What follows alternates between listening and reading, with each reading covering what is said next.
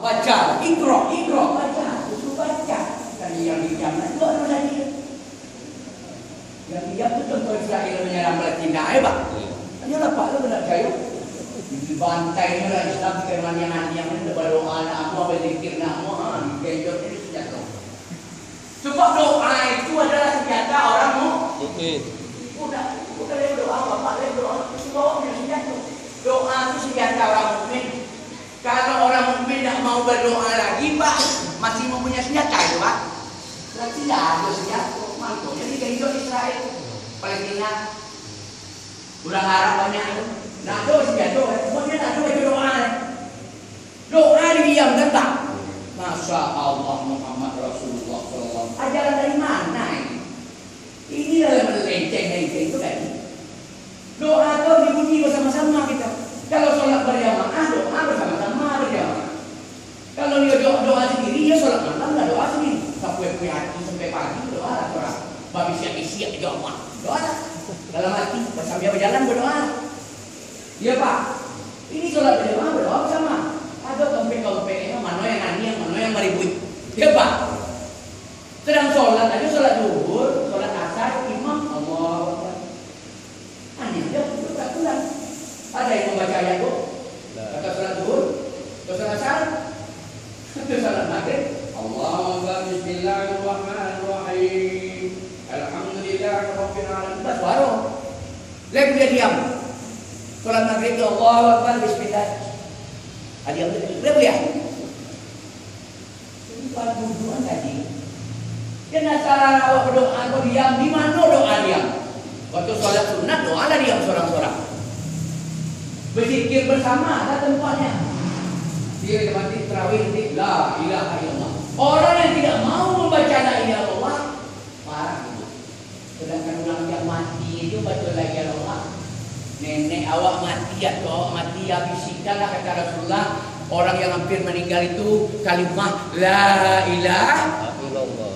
Dakhalal jannah, dijamin masuk surga. Itulah mati orang ada di siapa dangdut yang diputar.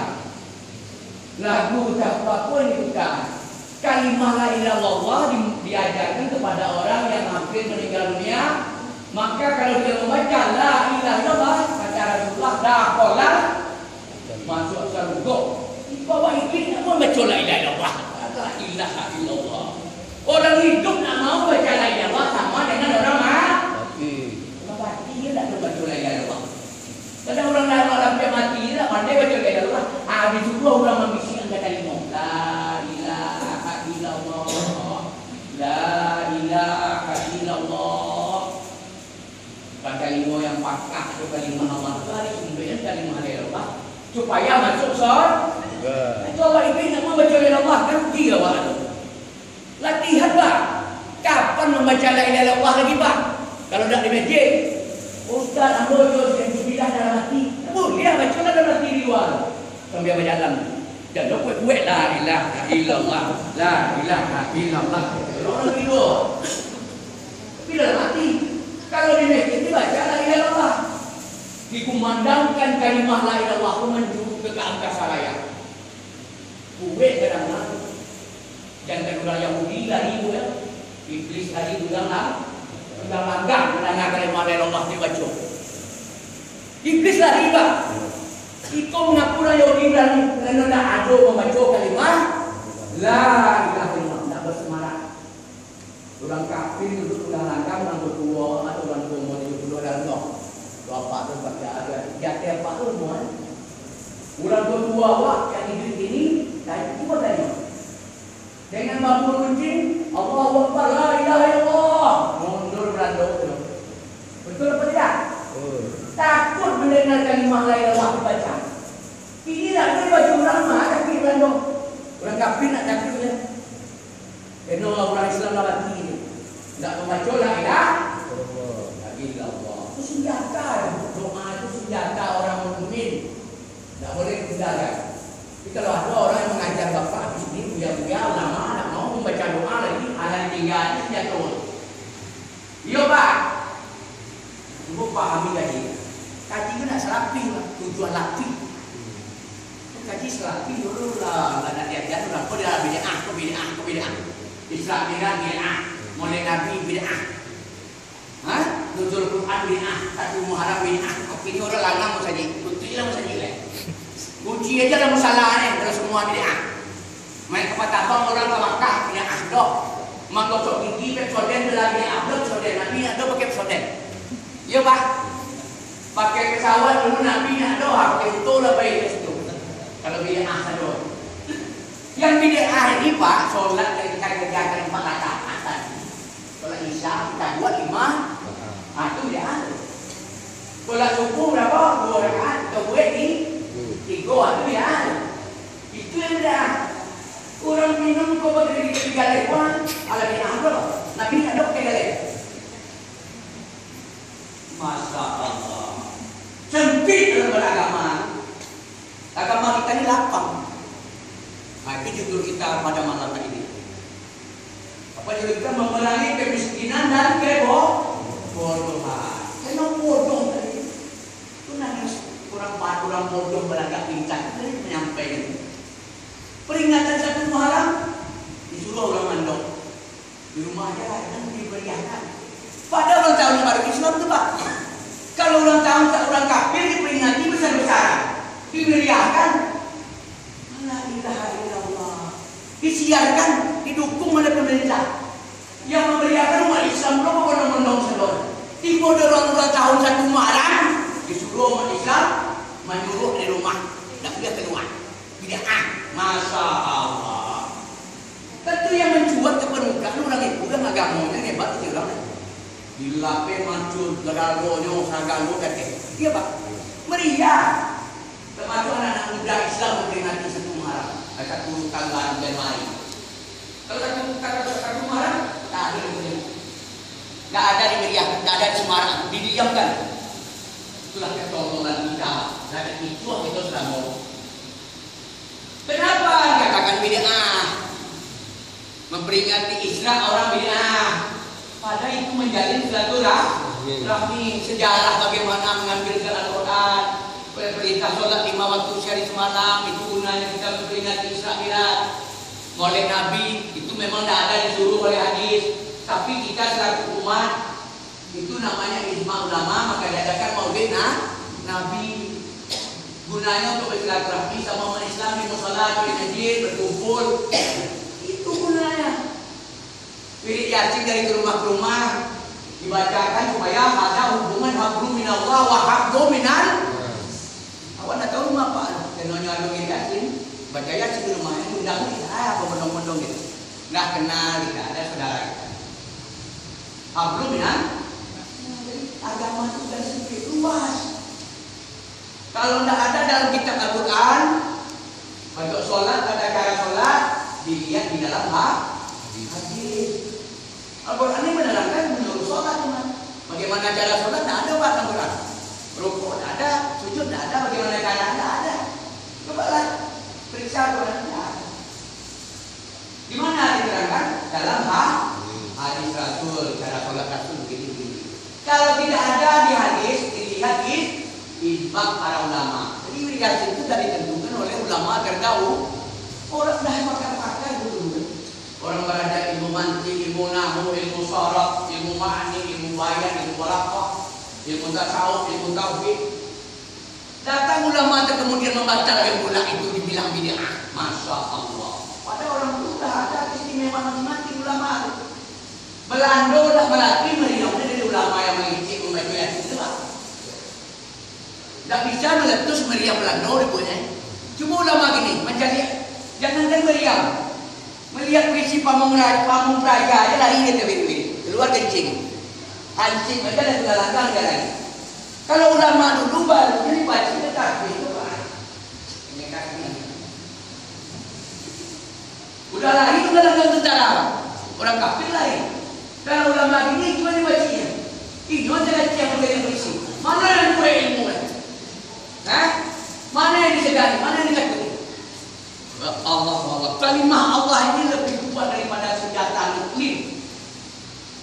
Alam taro kaifa fa'ala rabbuka bi ashabil fil alladhi ja'ala kaydahum fi taqlil wa arsala alaihim tayran ababil. Tarhihim bijarati min sijil. Wajalahu ka'abin makhluk. Turun tentara dari langit untuk menghancurkan orang kafir, batu-batu beracun. Tentara Allah dihancurkan Israel bisa itu. Ini takut kita menghadapi Israel. Doa kita hadapi Israel. Cuma di konyol lewat situ. Ulama dulu dah takut itu orang Israel. Ulama gini takut. Masya Allah. Makanya Irak diam, Iran diam, Kuwait diam, Yordan diam. Telah dibantai oleh Islam itu Allah udara-udara semua. Betul tak? Umat Islam ini ibarat satu tubuh. Apabila sakit yang satu, sakit kita. Senang bapak itu senang kita. Itulah sakit saudara awak di orang kafir. Awak tak mau membantu, ubek-ubek yang dibantu awak. Tambah dibantu dengan obat, tambah dibom. Tambah dibantu dengan obat, tambah dibom. Ubek banyak ada, dia bom lah satu aja. Tak mati lah satu abi ubek lain. Yang dikirim bukan obat, dan cara kita kirim ke sana agak perlu. Dan cara umat Islam yang ada di dunia ini. Royok dia. Hancurkan Israel itu. Apa takut dia nyawa tu? Orang kafir tak takut. Masya Allah. Awak kena nak ada material itu pak. Nak mau membayar situ. Ambo tempur, ambo komando kan untuk tempur melawan Israel. Bersatu umat Islam untuk menghancurkan Israel. Supaya itu orang yang bunuh yang mati sedoyo yang berlimpahan. Kenapa? Kena ke bodoh. Bodohan. Bodoh dengan ayat-ayat Allah. Makanya kita tidak boleh bodoh. Kita ini umat yang paling tinggi. Al-Quranul Karim. Ini firman Allah. Ayatnya kuat, segalanya kuat. Akidah kita harus kuat. Tidak boleh akidah kita dikalahkan oleh orang-orang kafir. Jadi ulama itu harus mengajarkan akidah pak. Bukan mengajarkan ibadah, sholat banyak-banyak. Tak ada itu dulu dijajarkan Nabi dulu. Tahu dengan Allah, siapa diri, siapa Allah. Harus tahu kita. Bukan zikir dia jalan. Iman. La ilaha illallah, kalimah tauhid yang dimasukkan ke dalam hati sekali. Aku banyak penuh ibadah iman punya. Yang akan masuk surga itu bukan ibadah. Setan banyak ibadah ya pak. Pada tahun yang ibadah setan. Gimana pak? Di neraka. Tapi kalau iman gue pak masuk surga, walaupun sebesar biji sawi iman kita dimasukkan Allah ke dalam surga. Banyak ibadah itu kalau dia nak diterima dah pak. Nak ada penuh. Tapi kalau iman kuat, ibadah mantap, baru tum seperti kilat yang menyambar masuk ke dalam surga. Ibadah banyak, iman tak punya. Mendengar ratusan ribu orang memikir. Ada iman. Jadi ustaz-ustaz dulu, kiai-kiai dulu, alim ulama terdahulu, gak ada takut dan tak gentar. Senjata orang kafir apapun macam nuklir, bom atom, segala macam, tidak takut mereka. Hanya dengan mengandalkan tasbih. Ini orang menjual tasbihnya bilang bid'ah. Masya Allah, yang membuat orang Islam. Ini orang Islam membela. Bukan untuk orang kafir ini tasbih ini dibuat.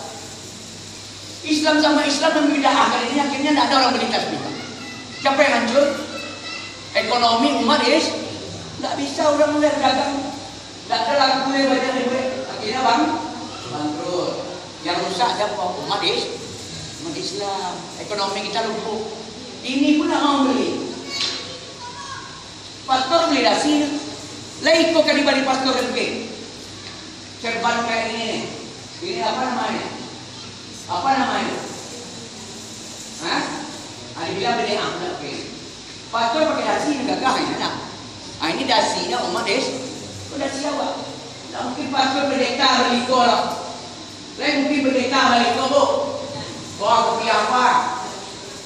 Ini yang pedagang umat Islam yang pedagang. Pedagang ini umat Islam juga yang buat ini. Yang buat ini umat Kalau kita beli siapa yang menentu? Umat mantap ekonomi Islam.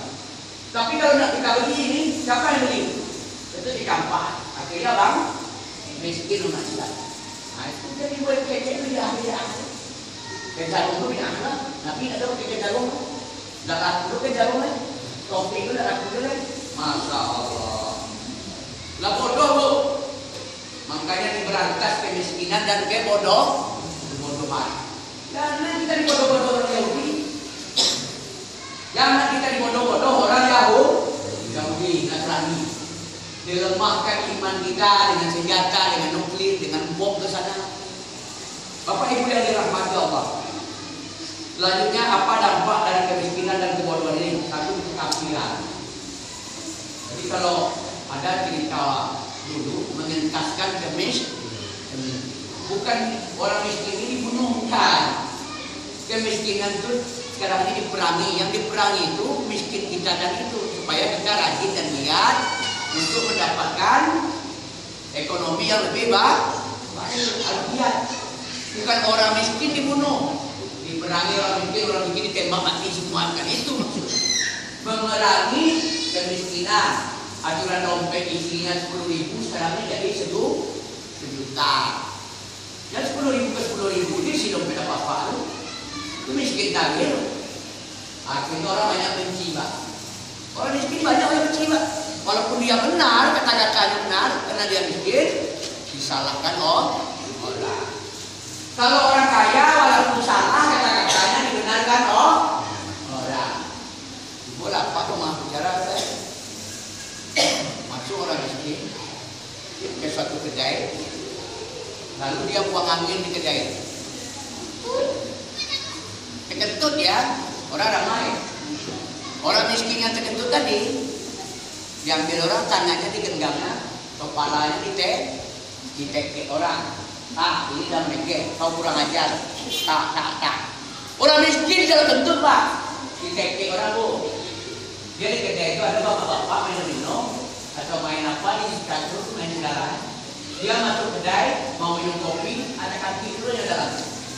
Namanya Sudin, Pak Mojan, maaf itu ada kodenya. Ditekaknya Sudin kodin. Kena deh. Ditekak, kalau enggak malah kodin. Dikit-dikit Pak Udin yang minta ulang banyak. Pak Udin tak kasih, ulang apa dia? Kalau dia Ibu bulu Pak Johan, lu kayo pakai mobil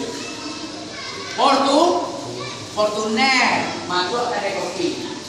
Orang banyak dibagiin kopi, namanya jumpa. Nggak lama, tadi kok Pak Johan tuh terkasih itu loh, mungkin baru terkasih lalu lah takkan. Bila Pak Johan tadi di kadang tadi Bu, kurang ada traktir minum kopi loh. Dengan Pak Johan. Turun dari Pak Johan. Apa jawab orang kadang? Apa masuk bagian minyak kakak? Minyak apa? Tarason, segala macam. Untuk Pak Johan. Padahal sama-sama terganti, Pak. Itu beda. Dia kalau dah kayu itu pun ada. Baik Pak Johan Jokowi. Itu.